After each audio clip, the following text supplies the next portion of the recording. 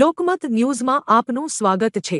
વડોદરાના અકોટા વિસ્તારમાં ધાર્મિક ભાવના સાથે મહાપ્રસાદનું ભવ્ય આયોજન કરવામાં આવ્યું હતું। અકોટા સ્ટેડિયમની પાછળ આવેલ આઈ શ્રી ખોડિયાર માતાના મંદિરે આઈ શ્રી ખોડિયાર યુવક મંડળ દ્વારા આ કાર્યક્રમ યોજાયો હતો। છેલ્લા 27 વર્ષથી દર વર્ષે યોજાતી આ પરંપરા મુજબ આ વર્ષે પણ મહાપ્રસાદનું આયોજન કરવામાં આવ્યું હતું। કાર્યક્રમ અંતર્ગત માતાજીના મંદિરે હવન કરવામાં આવ્યું હતું તેમજ ભક્તો માટે મહાપ્રસાદની વ્યવસ્થા રાખવામાં આવી હતી।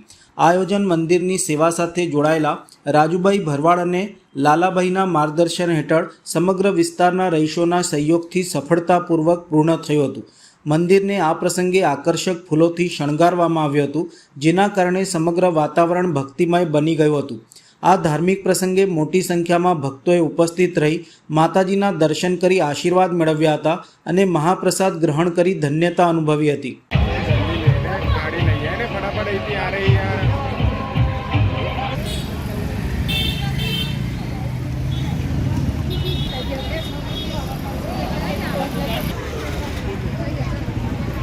વડોદરા શહેરની અંદર પ્રખ્યાત આપણે ખોડિયારમાંનું મંદિર અકોટા સ્ટેડિયમની પાછળ આવેલું છે। વર્ષોથી એક પરંપરા ચાલી રહી છે કે માતાજીના 27 વર્ષનું છે આ ભંડારો, કે દર 3 વર્ષે આપણે બહુ ધામધૂમથી ભંડારો કરીએ છીએ। નવચંડી યજ્ઞ સવારે રાખવામાં આવે છે, જેની અંદર 20 થી 21 જોડા નવચંડીનો લાભ લે છે તથા મહાપ્રસાદ રાખવામાં આવે છે। ભંડારોની અંદર 14 થી 15 હજાર સુધીની પબ્લિક અહીંયા સદંતર પ્રસાદ એક ધારીઓ ચાલુ રહે છે।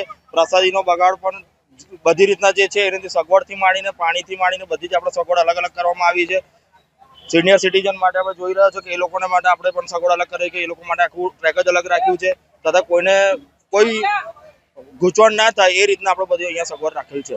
કાર્તિક શાહ, અકોટા સ્ટેડિયમ ની પાછળ આઈ શ્રી ખોડિયાર મંદિર છે અને આજે મહાભંડારો છે, નવચંડી છે અને આપણે દર વર્ષે નથી કરતા, 3 વર્ષે એકવાર કરીએ છીએ।